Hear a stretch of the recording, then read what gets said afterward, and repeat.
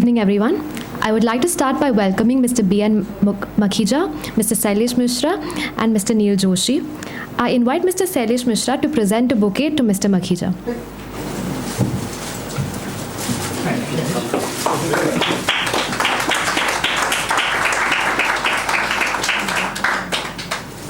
Mr. B.N. Makhija is a member of the Indian Administrative Service, retired as Principal Advisor to the Planning Commission and Secretary to the Government of India. Post-retirement, Mr. Makhija has served on many government committees and commissions. He was the advisor to Society for Service to Voluntary Agencies and a leading member of the committee constituted by the Planning Commission to review policies for voluntary organizations. He is currently chairman of GuideStar India. Mr. Makhija is also a senior partner at Law Point. Thank you, sir, for joining us. On the occasion of World Elder Abuse Awareness Day, we at Moneylife are happy to announce that we have conducted the first ever study on retirement homes in India. This report was commissioned by Housing Development Finance Corporation Limited as a part of its corporate social responsibility program. I would like to thank Mr. Neil Joshi from HDFC for joining us today. I would also like to thank Mr. B.N. Makhija for accepting our invitation to release the report. I invite Mr. Makhija, Mr. Debashish Basu, Mr. Neil Joshi, and Mr. Sailesh Misra to come on the stage to release the report.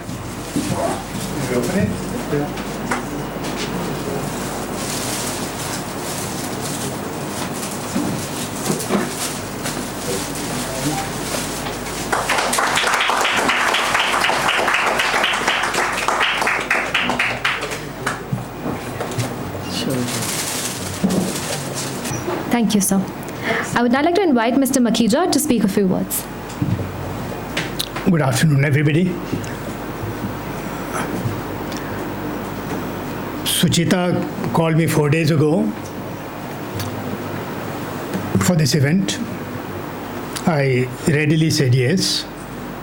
It's an honor, and it's difficult to refuse, Suchita. Then later when I was thinking, I said, why me? I thought that probably I must be one of the more elderly of her colleagues. So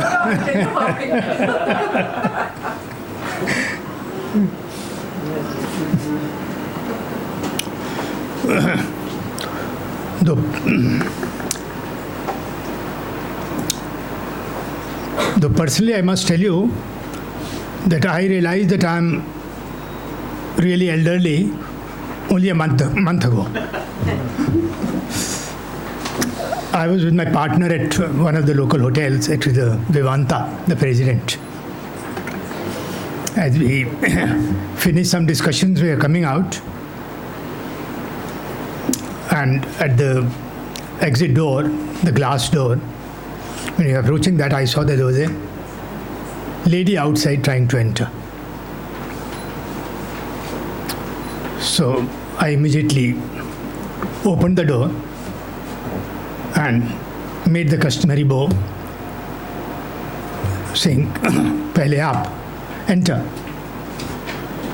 She smiled at me, immediately opened the other door, and then she said, "Pehle aap." And she said, "Uncle, pehle aap." Then I realized there's a small couplet. I don't know if there is any Hindi poetry aficionado here. Keshav केसन अस्करी जस अरिहु न कराए चंद्रवदनी मृगलोचनी बाबा कही कही जाए. That you reach an age where all these young damsels call you Baba and pass you by. The report on the home for the elderly, I think it's an excellent idea to come out with this kind of a thing, very apt, appropriate, and very timely.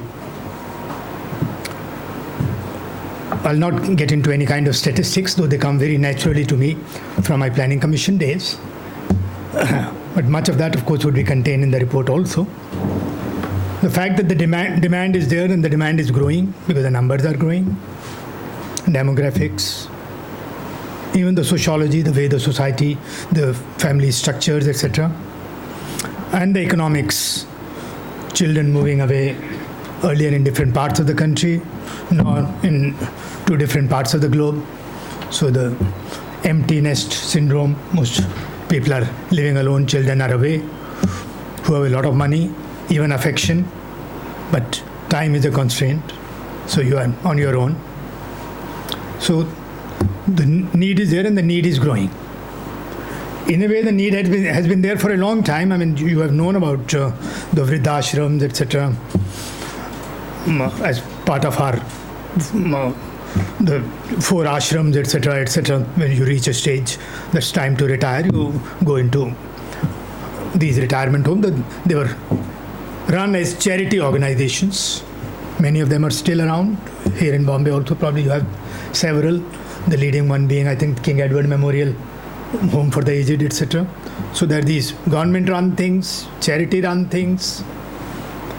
But in the past few years or decades, you have seen many of them coming up in the corporate setup also. I think one of the earliest ones that I had known about, that was about 40 years ago, when the Mahindra set up something in Bangalore. I don't know what came of it later, but one of the more attractive features of joining Mahindra, that after retiring, you are eligible to go and stay there on very concessional terms, etc. And Bangalore at that time was a very, inviting place. I've been to several of these as part of my professional work also, because I used to be in charge of social welfare in Maharashtra for many years ago. And then, of course, sometimes for friends' needs, sometimes for family members, etc., one has gone around and seen. So there are these various kind of models which are there. In Delhi, they have what is called Sandhya. There is a whole chain of these homes, reasonably well run.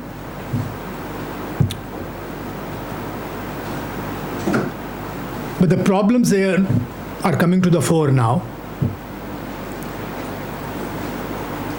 Basically, the seniors need 3 things. One is company, other is care, and the third is safety. All else really is around these things only. Of course, needs of different people naturally differ. There is a set of people for whom Vridhashram is the only answer. The destitutes and people who really have no other thing to fall back upon. Then the slightly better version, like I mentioned, the Sandhya, etc. Again, local authority run with its own weaknesses, etc. But there are a large number of people, as the report mentions, people who want to look upon this not as a place of the last refuge, etc., or a hospice or something, but as a lifestyle option, that you have the money. Do I see Anantaraman there? Okay. Okay, my colleague from Soswa.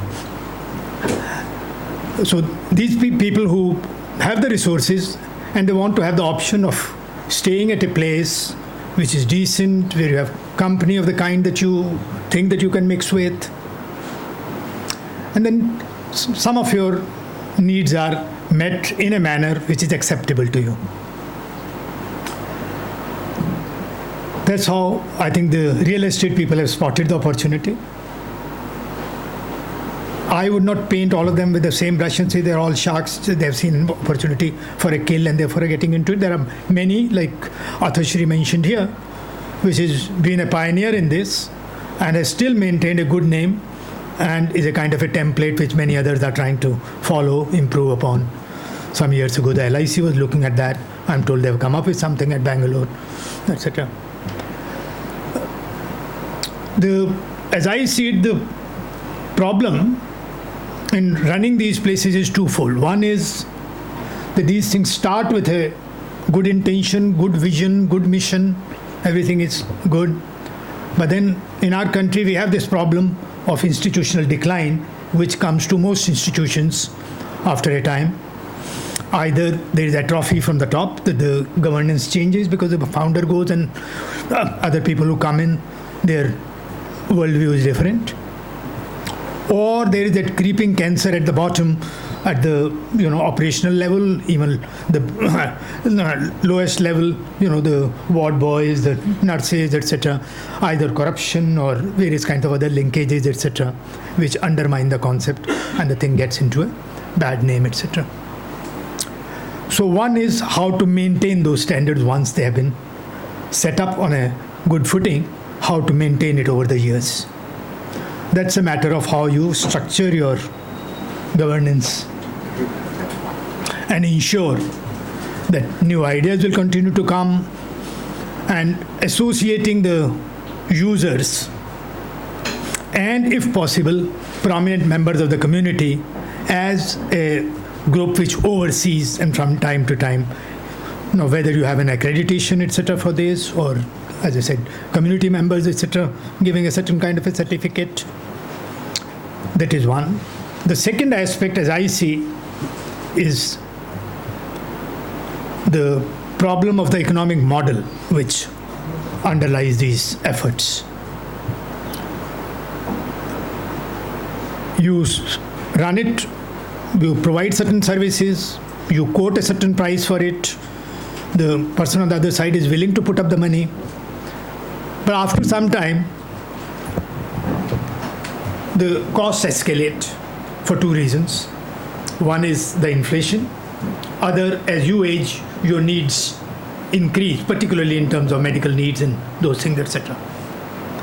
And then whatever subscriptions, etc., that you had prescribed, you find that they don't suffice, and then you start cutting back on services, etc. I'm not sure. Okay. Sorry. So I said, after some time, when the costs escalate, there is a problem.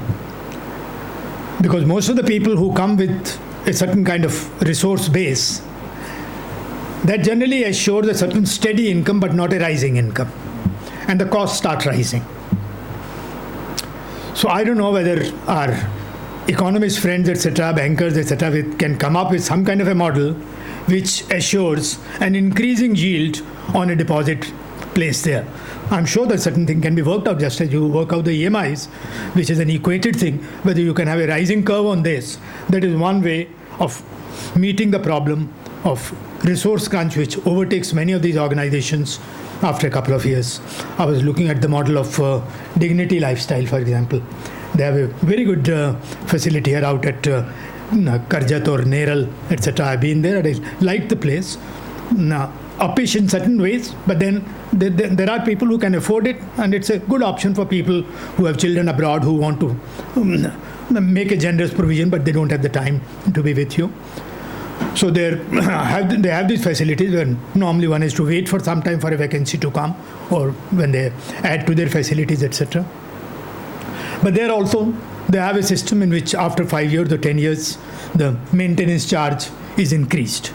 Then it becomes a problem for some people if the increase is substantial. So one has to find some solution to this problem. Thirdly, of course, is a matter of regulation. The private sector having entered, you need regulators. And today is the age of regulators. If you ask me, for every sector, regulators are being appointed. Who will regulate the regulators tomorrow is a different matter. But in the beginning, I said that this is the right time you have done it, for the reason that in Maharashtra at least, this regulation of the realty sector just been taken up and appears to be taken up in a very sincere way. I've been associated with some of those efforts from the legal side as well as from my colleagues in the government who are taking up the task. So that is precisely addressing many of the problems which afflict the property side of this project. There are other sides to this, apart from just the property part of it. But what is promised on the property front and what is delivered, the gap between them is supposed to be addressed by the regulator to see that there is no gap really to say. To the extent that the project is advertised as a property with certain features, etc., for a certain price, automatically also, I'm sure it will be covered by the current regulation, etc. I've not looked at the details of what this demand and what the provisions are, but broadly it would be covered. But that covers only properties which are meant for sale, not the dignity type in which it's basically a lease or a license arrangement that you are allowed to use. But there will be other aspects of the working. The services part, the regulation of that has to be separately arranged. Whether the kind of food that is served there, whether the kind of medical services, etc., which have been promised and what is being later provided, those are things which probably would need a more specialized kind of a looking after monitoring. Therefore, probably another version of the same RERA or some other features added to the Act, etc., may be able to take care of that. So it's really the right time to take up the issue with the authorities here to see whether the current dispensation for the realty sector or something akin to that can come up. And until that comes, I don't know whether it will be possible for the voluntary sector itself also to come up with some kind of an informal system of certification, gradation, etc. Just as certain things are happening for grading of the voluntary agencies themselves. So similarly for these facilities also, so that they become a certain kind of a star rating, etc. That is something which can be looked at. I can only wish all of you, the HDFC who sponsored it, the Moneylife people who have taken up the assignment, completed that, and the people associated with that, good luck in carrying this forward, and I'll be happy to be associated with anything that you want to do further with this project. Thank you very much. Thank you, sir. I think the point where you made about retirement homes as a lifestyle option was the best definition you could give to the concept of retirement homes. Now I'd like to invite Mr. Debashish Basu and Mr. Cheta Dalal to give us a small presentation. Good afternoon, everybody. And I'm really delighted that we have so many activists here today, because that will answer Mr. Makhija's question, why Mr. Makhija? And I must tell you, very selfish reasons. And, you answered them yourself, so I don't have to request you to say that we need your help because you've offered it yourself. But I think what we have done here is that we've completed the first part. We've done a study. And obviously a lot more needs to be done, which is that you have to take it forward. There are some findings that we have. And unless we get the government to make a few things mandatory, it's not going to work. I know that a lot of people there are two kinds of people who have come here today. A lot of activists. We have Mr. Mohan Siroya. We have, of course, Sailesh Misra. And I must also tell you why it is just in the last 4 days that we decided to do a formal release.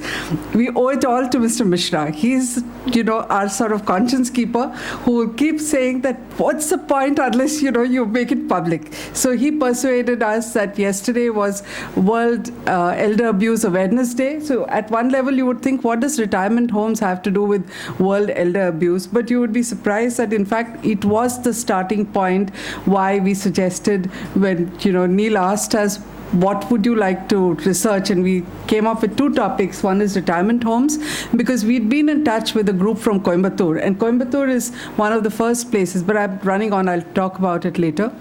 We started with a story which made us realize that you need regulation.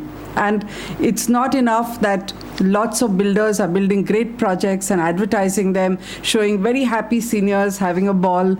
And you need the government to interfere. You need things to work, like Mr. Makhija said, over the long run. We have a lot of people working with senior citizens, Dr. Rekha Bhatkande, Sheila Chitnis, Anita Vesuwala. We have someone from SOSWA. I request all of you to help us, because I think it affects every one of us. I think I and Devashish are also going to be having to look for a retirement home. So it's not about, somebody else, it's about us. And that's why we've got into this project with a lot of personal interest. And we think that, it has to benefit each one of us. So what we discovered is, of course, that there are two models. One is the ownership model and the deposit model. This also is interesting because I started with understanding Dignity Foundation, and as Mr. Makhija said, they run a beautiful facility. Sailesh Misra runs something completely different for assisted living, which is also extremely good. So I used to think that this deposit model is a wonderful thing.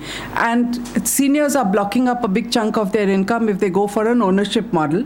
I also thought that ownership models, and it's going to happen eventually, maybe 25, 30 years from now, where the market is going to be smaller when you want to look at a resale. So it's not going to affect us who buy it, but whoever is after us has to find a way.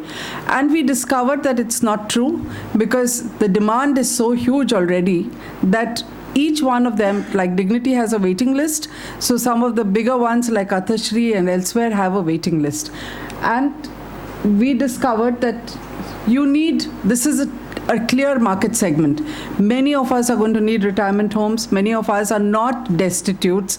We want to spend our, later years with people like us, similar tastes, and with a lot of time on our hands, not having to worry about security, not having to worry about domestic help, and we are going to be able to pay that amount. So there is a rising demand. Retirement homes need to be. The key is that it's not enough to have a beautiful structure. It has to be managed well over a period of time. They're not apartments. We discovered the key is the service part, and that unfortunately is wonderful in the beginning. And today the industry is so nascent that every single retirement home has fantastic facilities, except the really older ones of Coimbatore and elsewhere, which started in 2003. Even among the older ones, you have Athashri, which is a great example because it's still being run extremely well. So service is the key area, and one of the biggest challenges, as Mr. Misra told us also, is constantly having trained staff. And I think there, Dr. Bhatkande has been doing a lot of work.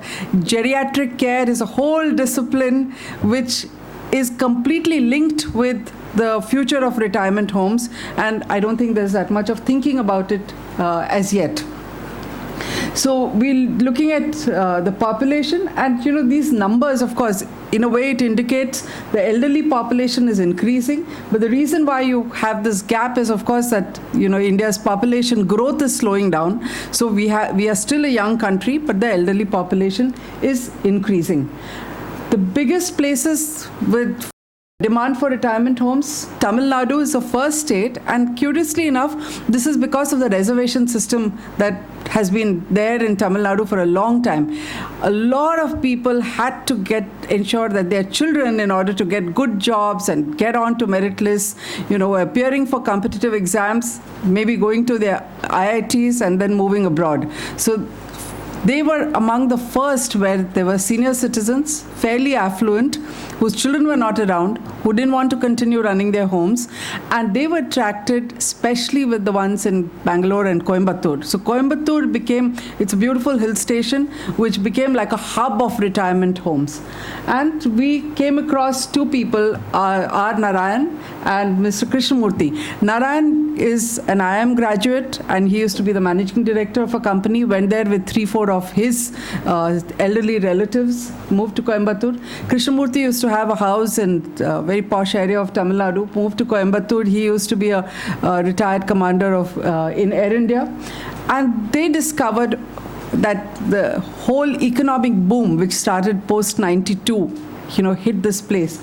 Because post-2003, when land prices began to get re-rated, these were all deposit models.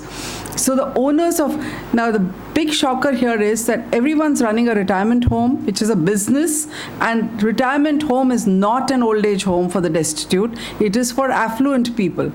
But they were running it as an NGO and claiming a charitable institution status. Okay, most of them are running like this. they also began to discover that why do we have all these old people, on a low rent and low lease? Because if we manage to move them out, you can re-rent them at a much higher rate and you can keep increasing maintenance charges.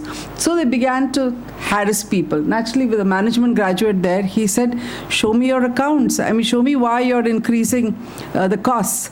And it led to a lot of friction. The amazing thing about these two gentlemen is they wrote letters, they talked to the local authority, they went to the government. When nothing worked, they finally moved the Madras High Court. And the court, it is a very simple, small petition that they filed, and they said, what are our rights? We are paid for this and we are being harassed. And the court was extremely sympathetic. In fact, the government's response was pathetic, but the court came back and said, we want an answer.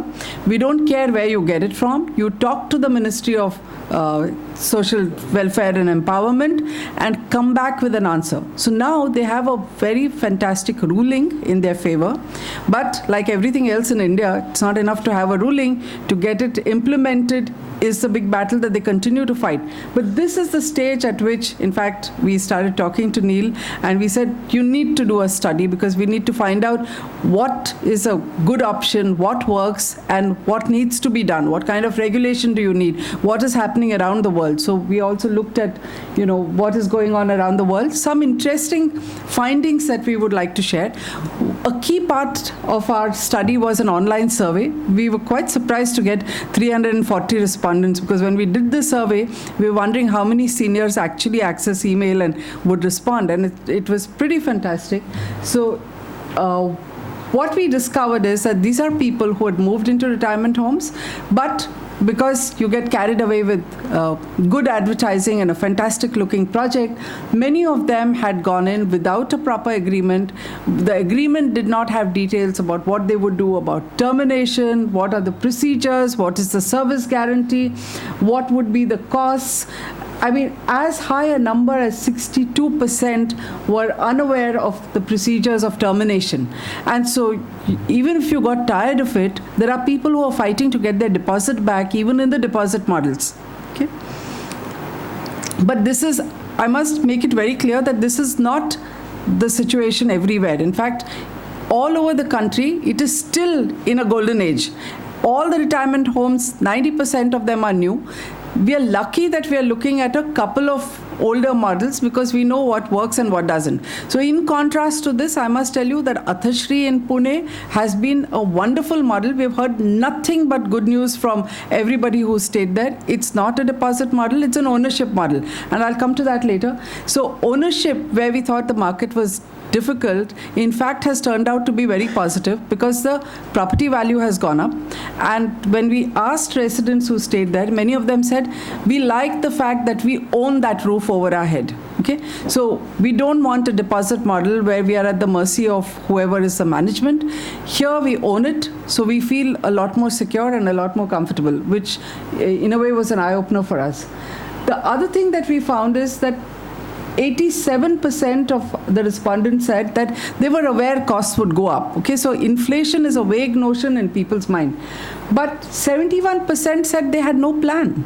This is quite scary because we spend a lot of time talking about financial literacy. So if you're moving to a place where you're going to be there for the rest of your life, and we have in our cover story a lot of things that you need to check out before you move to a retirement home. And I would strongly urge any of you who are thinking about it, take that checklist and go through it. I'm not going through it just now, but one of them is to think of what is going to happen, because inflation in India is very real. It is at the minimum 5%. Real inflation is higher than that.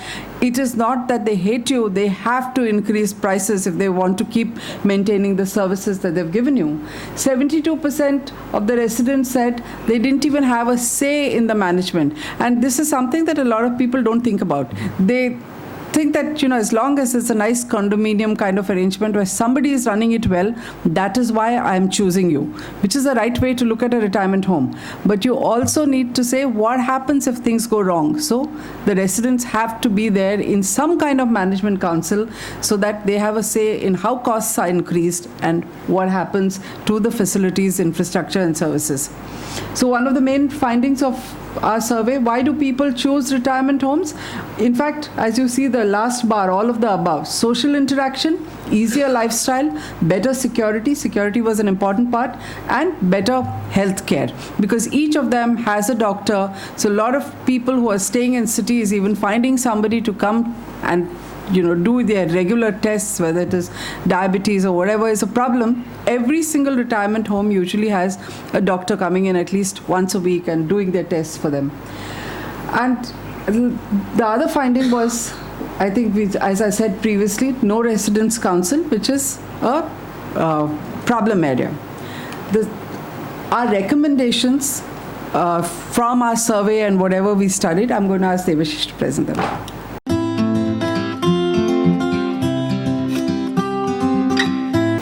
Hi, good afternoon. At Moneylife, we are not, at least I am not a great believer in regulations in every place, because we know that regulations can always be abused. I mean, if you have a bunch of inspectors let loose in a retirement home, all they're going to do is just come and extract a little bit of money and then go away, and nothing is going to happen. But the dilemma is that completely unregulated, I don't think it's also a very good idea, because India, as one of our trustees says, that India may be a democracy, but it's not a civilization. So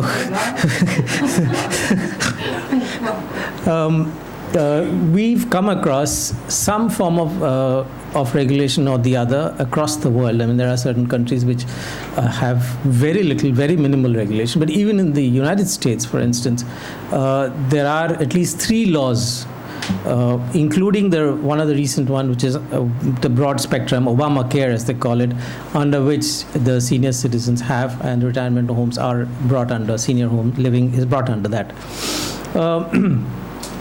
We believe, I've just put together what we've seen internationally, and especially from the UK. The UK law is very, very modern, fairly recent, which comes under the overall umbrella of Care Commission, as they call it.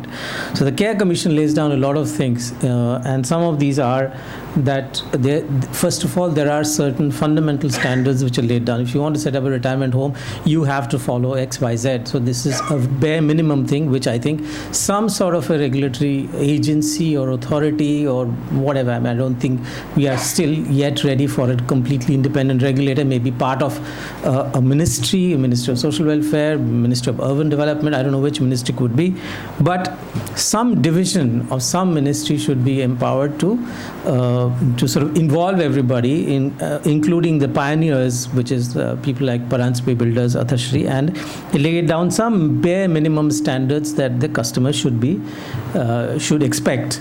And then, of course, one should expect monitoring, inspecting, and regulation of the services, including special protection for the rights of the vulnerable people, involvement of the public, service providers, customers, and local groups. All of these are stakeholders, and it's very important that the regulation does not include only the builder's point of view, or only just the customer's point of view, because in that case it will get really skewed and lopsided. Action is required. Some sort of a laying down of action is required if services fail to meet the fundamental standards. This is a very, very critical learning especially from the Coimbatore example, and also many other cases, that people are simply not aware of what is available.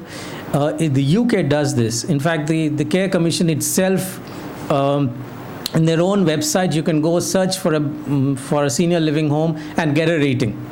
And that's not something very difficult to do. If you just lay down very few objective parameters to start with, you can just keep adding the parameters. But if you lay down certain objective parameters and keep assigning very, very simple rating scale of 1 to 10 kind of thing, over a period of time, thanks to user surveys, user feedback, you can create a very rich body of user ratings itself, which people can share from.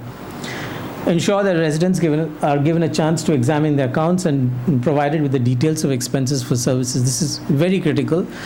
In case of Atashri, there is a dialogue between the builder and the residents so that they have a look at and they have very clear understanding of what kind of costs are. It is being done as we came across in case of Atashri, and very, very easy for any sort of regulation to take that into account and insist that the others do that as well. Guidelines should ensure that every retirement home and its management agency is required to file details of its agreements, amenities, terms, conditions of service, licenses, sanctions, permissions are uploaded. This very, very simple thing to do. Just upload all that you have on the website. UK Scare Commission insists that the builders do this. Anybody can have access to this. There's nothing wrong in this kind of simple transparency, and it is easily doable and should be done. Promoter developer must sign an agreement with the residents to ensure all of this, 24/7 security. These are the critical elements that Mr. Makhija pointed out. What are their real needs? Their real needs are company, safety, and care. And all of that comes under this, which is nutritious meals, security, equipped medical center, property insurance, record maintenance, employee screening, etc. In some cases, we found that this healthcare is going to be an issue. For instance, in a couple of places in Calcutta, where very interestingly 6 of them, 2 are under construction, 4 are operating. At least in 2 cases, we found that there is a first level of checks when a senior enters the place, but after that there's nothing. In fact, according to us, it is absolutely should be mandatory, some kind of a regular checks, and it's very easy for the builder or somebody who's running the retirement home to make that as part of the agreement, take the costs into account and provide it. Because even there are people who are probably around 60 and they don't require it, but eventually in 5 years' time they would be in a condition that they need it, and they may not even know about it, and it will be a surprise for them. So this is, for instance, something like this should be part of a mandatory service. In a couple of other cases, we noticed that the nearest hospital is about 15 kilometers away or about 10 kilometers away, and there is only a very informal kind of an agreement between the retirement home. This is a very loose agreement. That is part of the 3 things Mr. Makhija pointed out. Care is absolutely critical, and the safety and care as part of the health care, there has to be. Atashri has very interesting sort of agreements with hospitals where they are provided sort of priority when they move from, if they need any kind of emergency services. So this is another thing that we thought that should be part of standard services.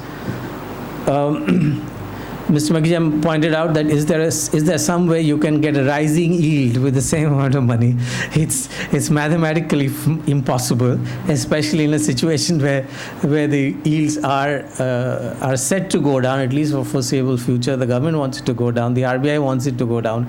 All the actions that the government is taking are designed to create deflation, not inflation, and therefore the banks are very quick to sort of reduce their rates when they can and when they want to. So the key is this, that while your yield or the builders or the deposit money is supposed to yield less and less of money, parallelly, very invisibly, the property prices are going up.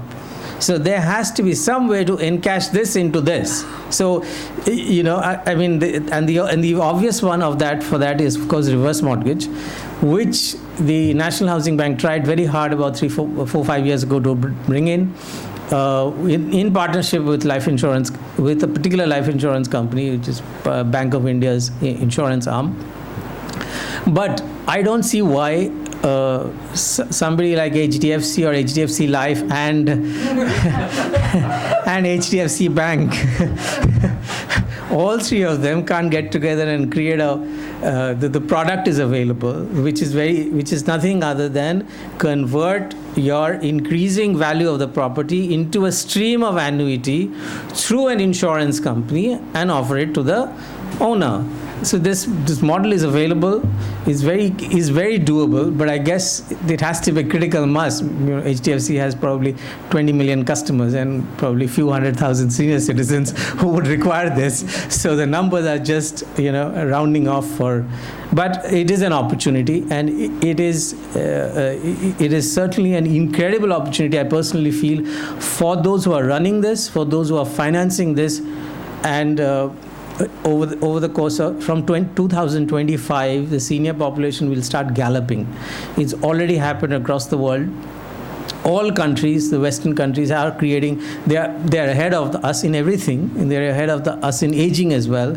So their understanding of senior living and how to handle all of these things are much better than us. All we need to just look up and copy the best practices. We have the critical mass now.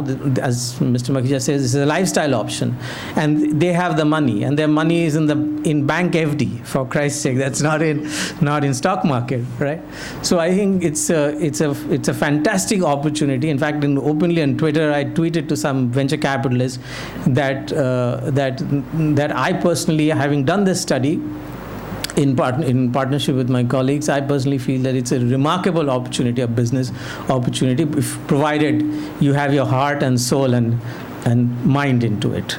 So I'll conclude that. I guess that's the last one. The regulatory authority should also ensure that all of these things are uploaded in the website, as in RERA. So nothing that I've mentioned, as I first started by saying that I'm against another new regulation, I get nightmares, but nothing that I've said here is not done. Nothing is new. It's already being done either internationally or here, and all we need to do is just put our heart and soul into this very important segment of our population.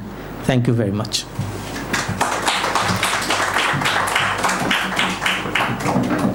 Now I'd like to invite Mr. Sailesh Misra to address us. Mr. Sailesh Misra has helped us while preparing the report with his inputs and knowledge of retirement homes in India. Mr. Sailesh Misra is the founder of Silver Innings, a community dedicated to senior citizens in India. Among other laurels, he is also the winner of the prestigious Karamveer Award in 2008. He was invited on special recommendation by the United Nations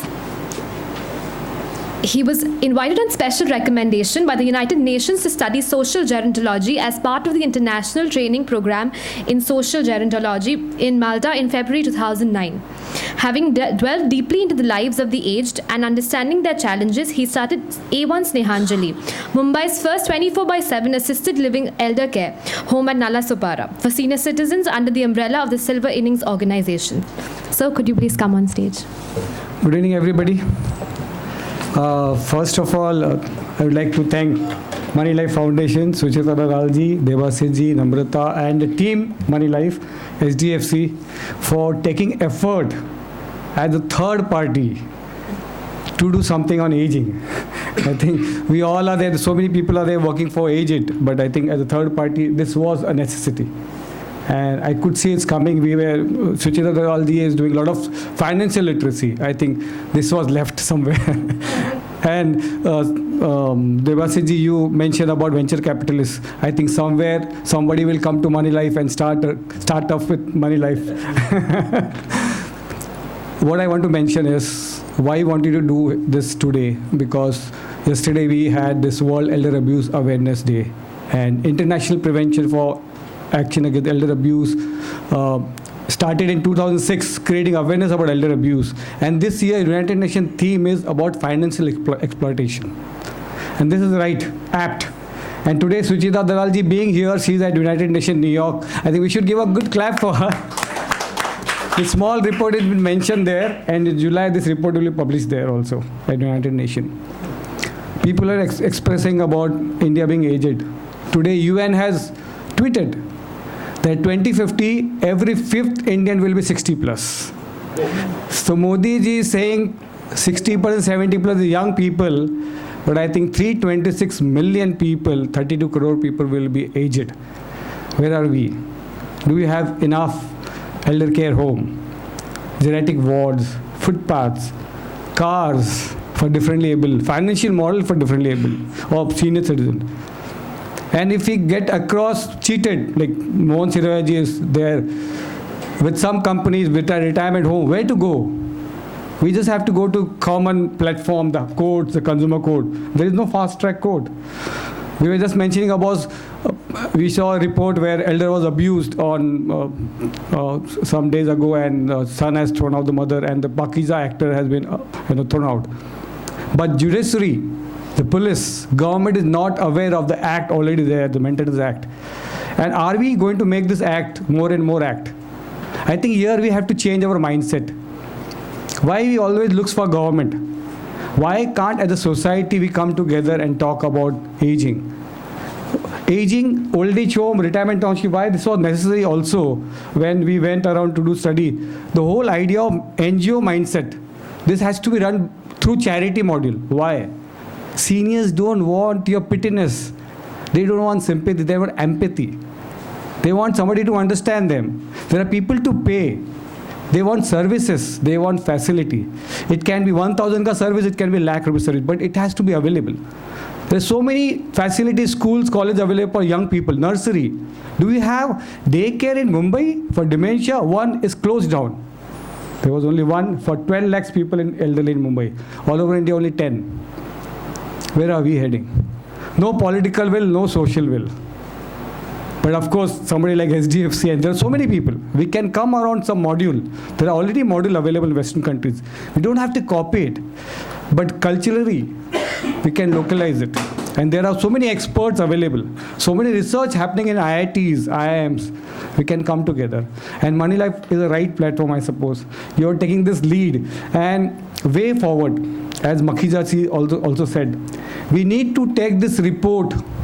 And I request to all of you here, if you have any contact with IAS officers, bureaucrats, IPS, ministers, please let us know. We will come with you and submit the report to them. Let us first train them about this, what is happening, because they also one day will need. They will also get dementic one day and they will be admitted to some home. And they will need the services. I know the president's wife who was suffering. There are so many, but they don't come out. So many film stars suffering, they don't come out. They're shy. But we need to come together and we need to submit to the government. Social Justice Ministry of Maharashtra State, Chief Minister, Social Justice Ministry of Central Government is very interested. I met the secretary and he said he is interested to know about this report, what you are doing. And some people in politics are good, and so we can go to them. And also go to the young people who are 50 and 40 who are going to invest. Take their idea from them, what they want. Not only talk to seniors. Seniors, they're already you are there. But people are going to grow old, 40, 50s. How are you going to invest? And what do you want from this? I think we all will be there, and if possibly we can make this report available to people who want it, and to government officials, to bankers especially. Let them come out with some module, reverse mortgage, or some module where the prices are going high, and because I run a facility. Let me tell you one thing. When I started in 2013, and financial module you're talking about, I am not a finance guy. I am not I am an IITian and a social worker. I just have some passion to do something. But when I made a module and started working, I faced the challenge of human resource and financial. Every year I thought I will increase 10%, and I have a black and white agreement copy file. And we sign it and we make it available. But I feel so embarrassed to increase 10%. Because I know family members paying this amount is so high, because we have to pay so many. So every 3 years we increase. I'm not increasing every year.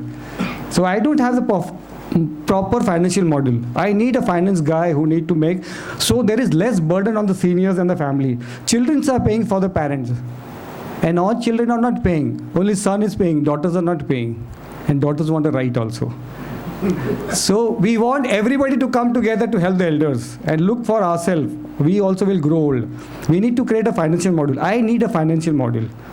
Because I don't want to keep on increasing my rates, and then we have a small area, we grow vegetables. We start growing vegetable, we'll do grow rice now, paddy. But there are very few good modules, like Paranj Piaji said. So can we do something? Can somebody help us to make this a good elder care social enterprise? It can be business, of course, you have to earn a profit. But I think we should think beyond NGO and charity module. We need to come ahead and become a service provider with holistic angle, because this is not another kind of market. Holistic, where the ethical values are there and there are regulatory bodies to approach if there is a crime or there is a misfortunate things happen or you are cheated. There has to be some forum where we can go. Thank you so much. Thank you, sir.